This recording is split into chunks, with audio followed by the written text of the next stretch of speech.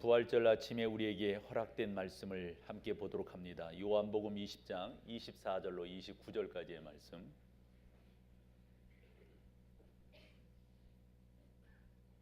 열두 제자 중에 하나로서 디두모라 불리는 도마는 예수께서 오셨을 때 함께 있지 아니한지라.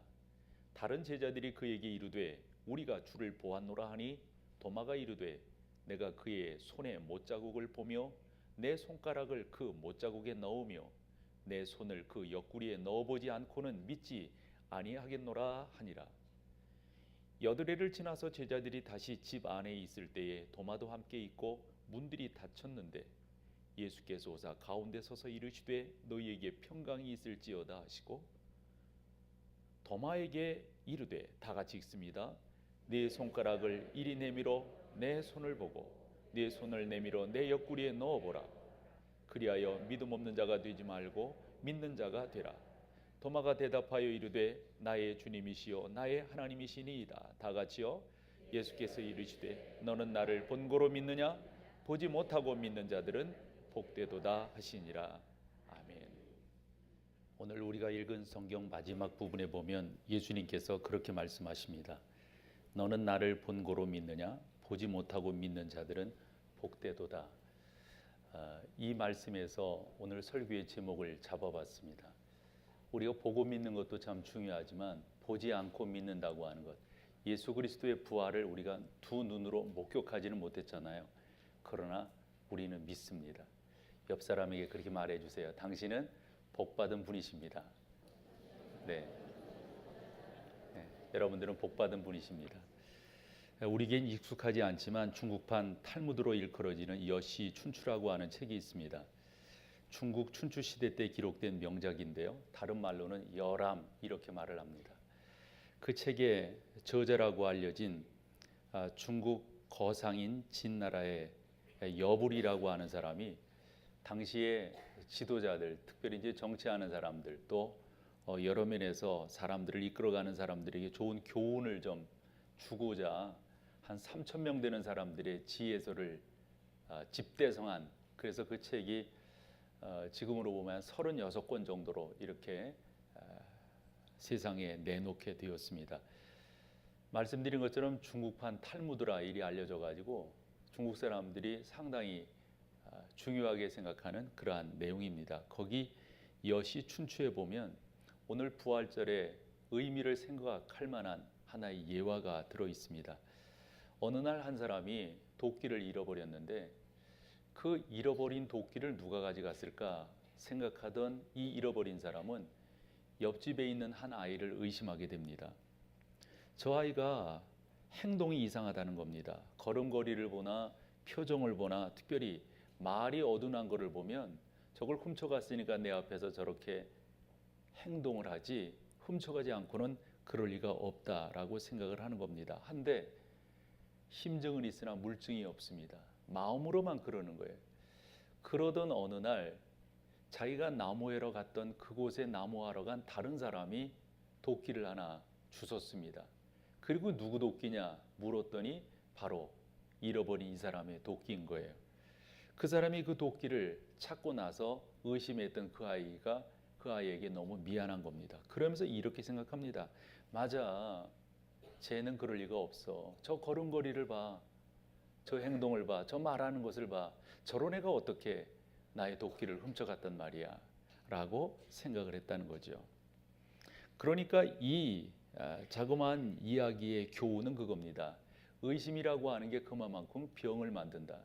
의심이라고 하는 게 다른 사람을 죽게끔 한다라고 하는 교훈을 우리 가운데 주고 있습니다. 믿지 못한다고 하는 것만큼 불행한 세상이 어디 있을까 싶어요.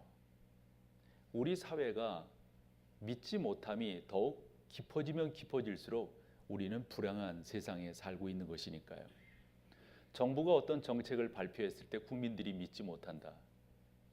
이거 불행한 거 아닌가요?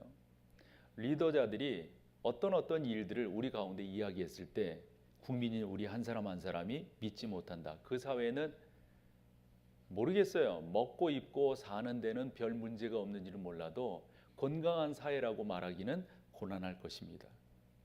우리가 이웃을 믿지 못하고 세상을 믿지 못하고 누구도 믿지 못한다. 더 나아가서 내가 내 자신을 믿지 못한다. 이렇게 말을 하는 작금의 우리의 형편이라고 한다면 이거야말로 불행한 것이 아니겠습니까? 인격이라고 하는 건 그런 면에서 보면 얼마나 많이 가졌느냐가 아니더라고요. 어떤 곳에 소속되어 있느냐도 아니고 어떤 능력을 갖고 있느냐도 아니라 인격이라고 하는 건 다름이 아니라 그 사람이 신용이 있는 사람이냐 없는 사람이냐. 신용사회라고 하는 말이 있듯이 개인도 신용이 있지 않습니까? 그러니까 다른 무엇보다도 신용이 있으면 좋은 건데 신용이 없으면 그런 거예요. 저는 종종 이제 저희 교회는 교육자들이 점심을 교회에서 이렇게 만들어줘요. 권사님 한 분이 귀하게 헌신하시고 거기에 또 하시는 분들이 계셔서 그래 점심을 먹을 때마다 감사한 거예요. 그러면서 생각해 보는 게 요즘 뭐 뉴스에서 이런저런 아니 여러분 생각해 보세요. 여러분 정말 믿고 참기름 넣으시나요? 믿고 고춧가루 치시나요? 여러분들은 덜 믿으면서 그냥 냄새가 그렇게 나니까 아마 하는 경우가 있을 거예요. 종종 모 TV의 어느 프로그램을 보면 고발합니다예요. 이런 음식 저런 음식. 그거 보고 나가서 음식 먹겠어요? 그런데 교회에서 점심을 그렇게 해주시니까 종종 말씀을 드려요. 권사님 너무 맛있게 먹었어요. 저희는 권사님이 해주시는 음식이 맛있어요. 믿으니까요. 집에서 아내가 해주는 음식을 믿지 못한다면 그거 되겠어요? 믿을만 하잖아요. 근데 믿지 못한다고 하는 것만큼 불행한 것이 어디 있을까요? 음식이라고 하는 이야기를 해서 그렇지만 사람의 관계도 그렇지 않나요? 믿지 못하는 것만큼 불행한 것이 없을 거라고요. 믿을 수 있다고 하는 것, 신용이 지켜진다고 하는 것은 너무도 귀한 거 아닙니까? 우리가 이 정도는 압니다. 1905년 볼세비키 혁명이 있었다고 하는 사실을 알아요. 그러면서 이제 막스 레니인주의가 불꽃처럼 타오릅니다. 해서 동서 진영으로 나뉘어지게 됩니다. 저희가 어렸을 때만 하더라도 뭐 포스터 이런 거 많이 그렸잖아요. 얼마나 반공 또는 멸공 이런 것들을 썼습니까? 한데 식을 줄 모르고 꺼질 줄 몰랐던 공산주의가 어느 날 무너지게 되었어요. 나라가 나뉘어지게 되더라고요. 독립한다는 말들이 한두 번이 아니었습니다. 지금 공산주의가 있나요? 왜 그렇게 됐는가에 대한 분석이 재미있더라고요. 뭐가 그 철옹성과 같았던 어떤 것이 그 무너지지 않을 것과 같았던 그 주의를 무너뜨렸는가? 한마디로 분석해낸 것이 저에게 관심이 되었어요. 그거는 의심했기 때문이다. 공산주의일수록 의심하지 않나요? 우리 어렸을 때 북한에 대해서 이런저런 이야기 들으면서 무슨 5호 담당제니 4호 담당제니 이런 말 들었잖아요. 또는 자기 비판을 한다는 말을 들었어요. 누구누구를 비판한다는 말을 들었어요. 이런 사회가 오래 갈 수가 없는 거예요. 그래서 그런 말을 해요. 공산주의가 망한 것은 자원이 없어서도 아니다. 기술이 없어서 공산주의가 망한 게 다른 것이 없어서가 아니라 서로 의심하는 사회였기 때문에, 믿지 못하는 사회였기 때문에. 우리가 어릴 때 학교에서 이런 것도 배웠어요. 국가를 정의할 때 그 국가가 어떤 성격의 국가인가 하면서 경찰 국가라는 말을 했었더랬어요. 그런데 여러분, 공산주의는 경찰 국가가 아니에요. 공산주의는 비밀 경찰 국가입니다. 경찰들은 모자라도 썼고 제복이라도 입었잖아요. 비밀 경찰들은 아닌 거예요. 이러다 보니까 무너질 수밖에 없어요. 믿지 못한다고 하는 것은 그만큼 위험한 것입니다. 서로 감시하면, 서로 믿지 못하면 어찌 그것이 오래 갈 수가 있겠습니까? 이렇게 보았을 때 우리가 이 세상을 살아가며 이런 복 저런 복 하더라도 믿음의 복만큼 중요한 게 어디 있을까 싶습니다. 믿지 못하는 것은 불행인 거예요. 여러분들도 몇 가지 뉴스 기억할 것 같아요. 어떻게 해서 끔찍한 일들이 벌어졌는데 일종의 의처증, 의부증이에요. 이래서 그런 일들이 여러분이 얼마나 불행합니까?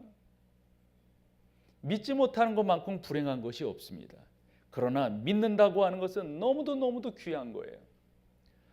어느 책을 보니까 청소년기에 있는 자녀들을 잘 키우기 위해서는 요 세 가지를 해라, 이렇게 말을 한 내용을 보았어요.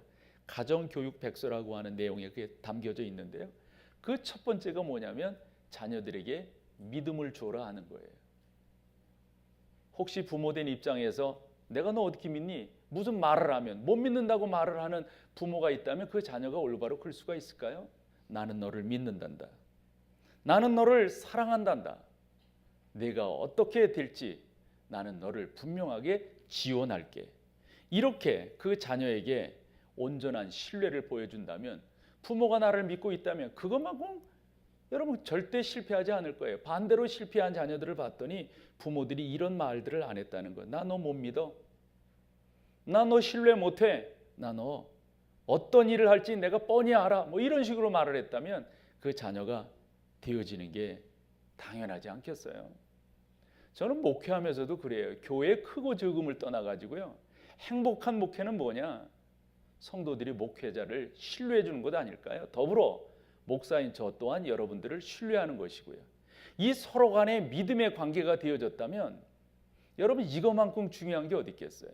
이건 감사하고 행복한 일이라고요. 믿었던 사람인데 엄한 행동을 했습니다. 이거 가슴 저리지 않습니까? 그러니까 믿을 수 있다고 하는 것만큼 감사한 게 없다고 봅니다. 그러니까 다른 게 아니에요. 사람을 키워내는데도 가장 중요한 게 청소년기에 질풍노도의 시대 아닌가요? 그러한 그 아이들을 온전히 키우기 위해서는 부모가 나는 너를 믿는다, 나는 너를 사랑한단다, 이 말이 그 아이를 옳게 키우는 거죠. 저는 어제 주례를 하면서도 그렇게 표현을 했어요. 두 사람이 이제까지 이 자리에 쓴 게 너무 감사한 일이라고, 애쓰고 수고하셨다고. 그러나 성경이 뭐라고 말했냐면 결혼은 부모를 떠나는 거라고. 떠난다고 하는 것은 그저 몸만, 집만 마련하는 것이 아니라 이건 성숙한 것을 이야기하는 거라고. 성숙이라고 하는 건 뭐냐라고 하는 이야기를 쭉 했어요. 그러면 이렇게 덧붙였어요. 그렇게 성숙한 모습으로 부모에게 독립을 하십시오. 그러나 두 사람의 부모님은 두 사람을 끝까지 지원할 겁니다. 이 말을 덧붙였어요. 여러분 또한 마찬가지일 거고요. 저 또한 아이를 키우면서 그렇게 말을 해요. 얘야, 열심히 해라, 힘을 내라. 아빠 엄마가 너희를 끝까지 응원할게. 내가 너를 지원하마. 끝까지 지원하마. 그것은 돈이 아니라 응원하는 것을 말합니다. 저는 그렇게 생각해요. 저 또한 그렇게 자랐고 저희 아이들도 그렇게 자라기를 바라고, 그런 사회를 볼 때 기쁘고 감사한 게 아닌가요? 믿어주는 것. 나는 너를 믿을 수 있다. 나는 너를 사랑한단다. 또 하나 중요한 게 인내라고 그러더라고요. 이 인내한다고 하는 것은, 기다려준다고 하는 것은 그 사람을 믿기 때문 아닌가요? 믿지 못하는 사람을 기다리는 것은 이건 여러분 좀 어렵지 않나요? 사랑하기 때문에 기다려주는 거에 인내하는 거예요. 여러분 사랑하지 않는다면 이런 일들을 할 수가 없을 것입니다. 그러므로 여러분, 우리가 아이들을 키우는데도 이와 같은 귀한 부모로서의 태도가 중요하듯 인간관계 모든 면에서도 다 그렇지 않나 싶어요. 우리가 서로 믿어주는 것, 응원해주는 것. 우리가 얼마 전에 새벽 예배 때 요한복음을 쭉 묵상했습니다. 좀 과하게 말을 한다면 요한복음은 저에게서 자신 있는 성경 중에 하나입니다. 1장에서 21장까지 어찌 보면 저는 요한복음을 이렇게 영사기를 돌리듯이 제 머릿속에서 돌려낼 수가 있습니다. 얼마나 많이 봤을까요? 저는 요한복음을 학교 때도 재미있게 공부를 했고, 또한 강의 시간을 통해서 저 또한 재미있게 강의를 한 적이 있어요. 요한복음은 그래요. 그런데 이번에 요한복음을 보면서 한 성경 구절이 눈에 크게 들어오더라고요. 그것을 오늘 여러분과 좀 나눠보려고 그래요. 얼마 전에 요한복음 13장 34, 5절을 여러분과 나눈 적이 있어요. 새 계명을 너희에게 주노니 서로 사랑하라. 내가 너희를 사랑한 것 같이 너희도 서로 사랑하라. 너희가 그렇게 사랑할 때에만 세상이 너희가 내 제자인 줄 알리라. 이 말씀을 여러분과 나누면서 새 계명이라고 하는 게 뭔지 우리가 다시 한번 되새겨 본 적이 있습니다. 그게 13장이거든요. 근데 이 13장이 나름대로 의미가 있어요. 분기점이라고 볼 수가 있어요. 그래서 요한복음은 14장부터 17장까지를 다락방 강화라고 그러고 18장에서 주님의 고난, 그리고 19장에서 십자가, 20장 부활, 21장 부활하신 후 베드로를 온전케 하시는 장면으로 요한복음이 구성이 되어져 있어요. 그런데 13장에서 그렇게 말씀을 하시되, 여러분 무슨 말이라고 하는 것은 이유가 있기 때문이 아니겠어요? 서로 사랑하라. 그리고 그 13장 앞부분에서 우리 주님께서 세족식을 행하시는 거거든요. 세족식 뭔지 아시잖아요. 윗옷을 벗으셨어요. 그리고 허리에 수건을 동이시고 대야에 물을 떠서 제자들을 세우시고 내가 오늘 너희들의 발을 씻겠다. 이랬더니 제자들이 펄쩍 뛰는 거예요. 선생님께서 제자들의 발을 씻기는 것은 옳지 않습니다. 제자가 선생의 발을 씻기고 종이 주인의 발을 씻기는 경우는 있어도 반대되는 경우는 없습니다. 우리 그렇게 할 수가 없습니다 했더니 예수님께서 제자, 특별히 베드로에게 뭐라고 그러시냐면, 그러면 너 나랑 상관이 없다 했더니 그러면 다 씻겨주세요. 이렇게 나름대로 오버하는 제자들을 만날 수가 있습니다. 우리 주님께서 세족식을 행하시고 그 끝 무렵에 뭐라고 말씀하셨습니까? 너희도 이와 같이 해라. 뭐를요? 이렇게 섬겨라. 그러면 왜 이런 말씀을 하셨을까요? 그 앞부분 때문에 그렇습니다. 앞부분에 보면 우리 주님께서 얼마나 많은 기적과 이적을 통해서 당신이 하나님의 아들인 것을 보여주셨을까요? 얼마나 많은 말씀으로 그들을 가르치셨을까요? 한데 제자들이 변하지 않는 거예요. 그들의 관심은 오직 하나였습니다. 뭐지요? 누가 더 높으냐? 누가 더 크냐? 누가 더 많은 것들을 차지하느냐라고 하는 세상적 관심에 이 제자들이 너무도 팽배되어져 있었어요. 그때 우리 주님께서 너무 안타까우셨던 나머지 손수 그와 같이 세족식을 행하시게 되었던 거죠. 그런데 그와 같은 환경을 보면서 우리 같으면 그랬을 것 같아요. 이런 아무리 가르쳐도 깨닫지 못하는 이들, 아무리 보여줘도 알아듣지 못하는 이들, 얼마나 속상했을까요? 우리 같으면은. 그런데 우리 주님은 그렇게 하지 아니하시더라고요.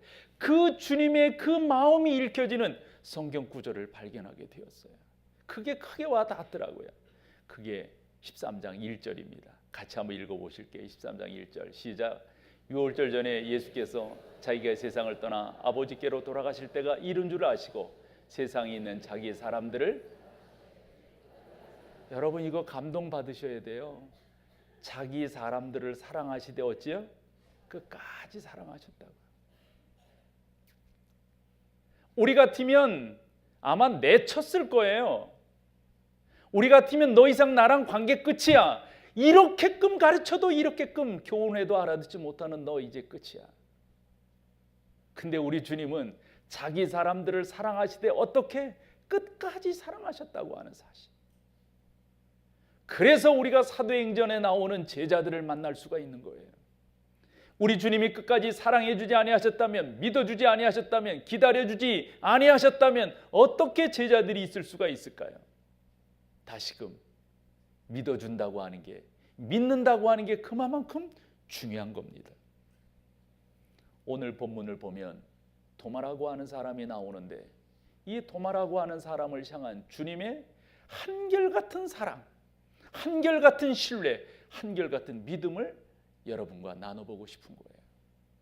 아시다시피 도마가 없는 가운데 주님께서 제자들 가운데 나타나 얼마나 놀랐을까 싶어요. 그리고 정말 흥분했을 것 같아요. 감동했을 것 같아요. 우리 주님 부활하셨다. 우리 주님 살으셨다. 그러한 감동적인 제자들의 서로의 나눔이 있는 그때 도마가 들어온 거예요. 뭔 이야기야 이게? 그랬었겠죠.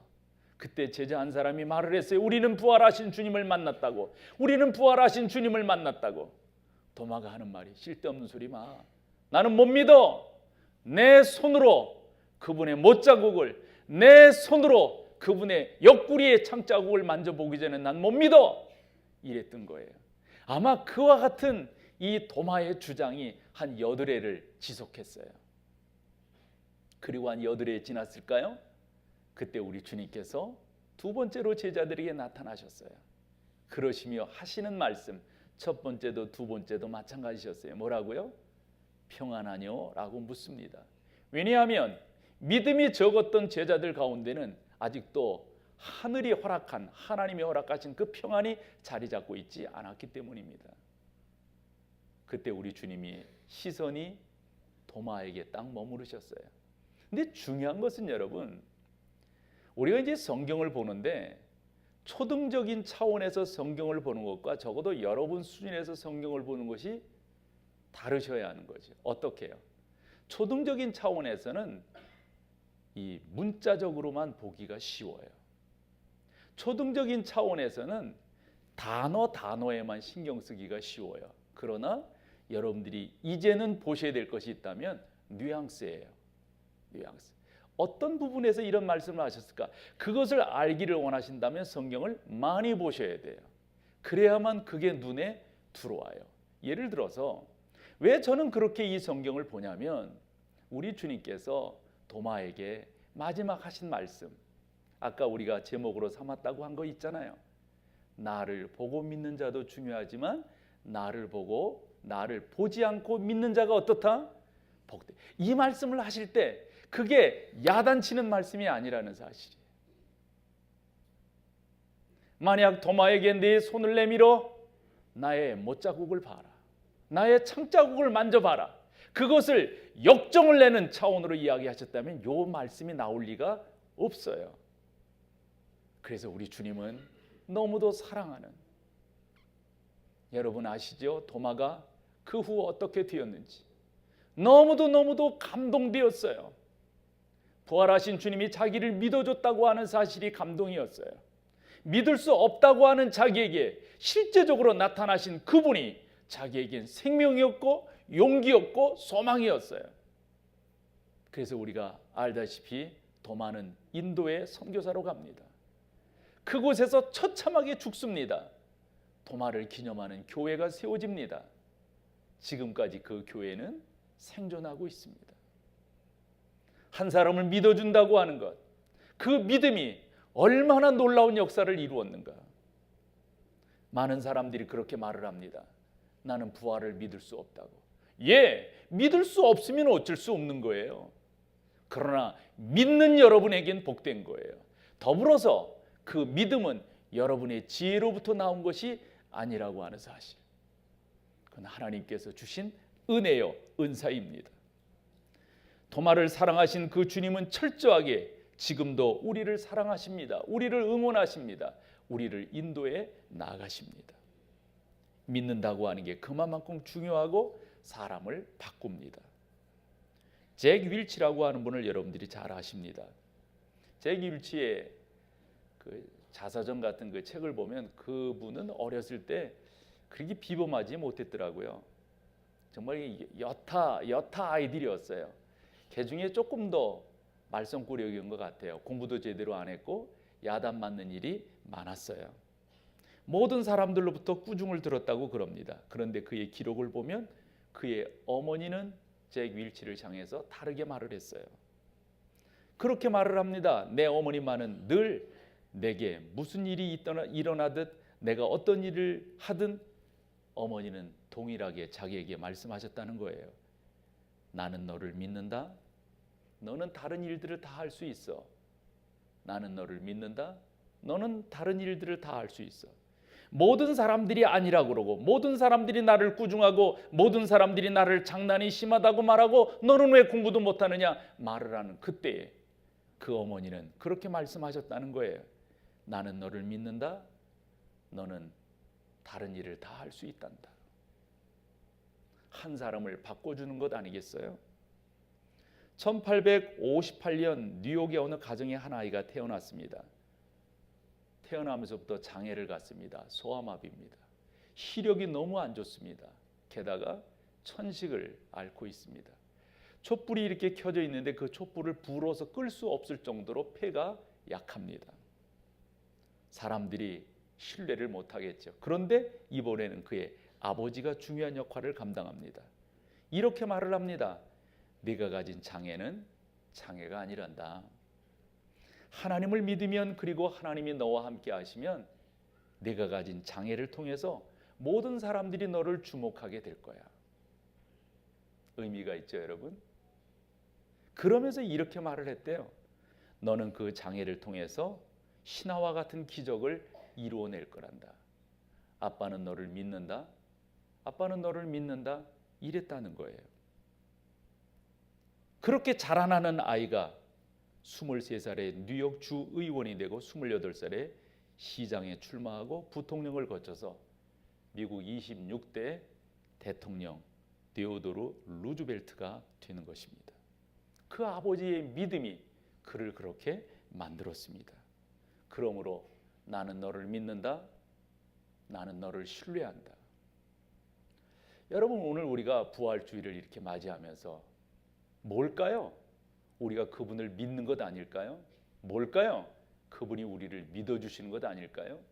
이게 부활의 신부활의 권능 아니겠습니까? 우리 주님은 의심하는 자를 비판하지 아니하셨습니다. 의심하는 자를 믿어주셨습니다. 만나주셨습니다.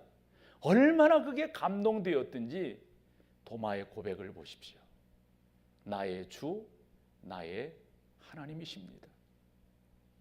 예수님은 나의 하나님이세요. 예수님은 나의 주님이십니다. 그 고백이 얼마나 아름다웠던지 주님께서도 도마를 향해서 그렇게 말씀하십니다. 너는 나를 본고로 믿지만 도마야, 보지 않고 믿는 사람들이 복된데 바로 이후로 그런 사람들이 많이 나타나게 될 거란다. 사랑하시는 여러분, 여러분들이 신앙생활을 하시면서 부활주일을 얼마나 많이 보내셨습니까? 2015년 부활주일의 핵심 언어가 뭘까요? 저는 믿음이라고 생각합니다. 세상에 믿음이 없을 때 그 사회는 불행해집니다. 세상에 믿음이 없을 때 사람과 사람의 관계가 불행해집니다. 그러나 믿음은 행복을 만듭니다. 신앙 또한 마찬가지입니다. 예수 그리스도의 부활을 여러분들이 믿으면 믿을수록 여러분들은 온전한 가운데로 나아가시게 될 줄로 믿습니다.